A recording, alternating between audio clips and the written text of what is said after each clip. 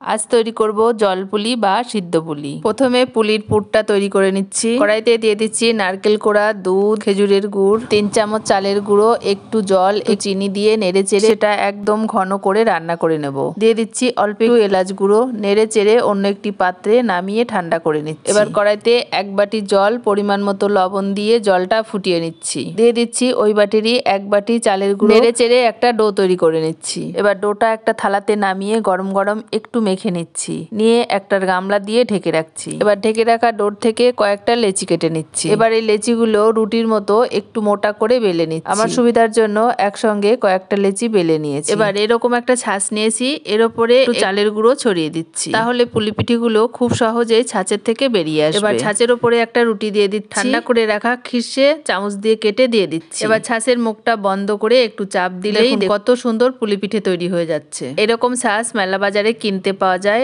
একটা কিনে রাখলেই যখন তখন সহজে পুলি পিঠে তৈরি করে নিতে পারবেন। পিঠেগুলো তৈরি হয়ে গেছে, এবার সিদ্ধ করে নেব। কড়াইতে কিছুটা জল বসিয়ে দিয়েছি, জলটা ফুটতে শুরু করেছে। এবার কয়েকটা করে পুলি পিঠে দিয়ে দিচ্ছি। 2 মিনিট মতো জলের মধ্যে রেখে একটা ঝাঁঝরিতে নামিয়ে নিচ্ছি। আপনারা ভাপিয়েও নিতে পারেন। রেসিপিটি কেমন লাগলো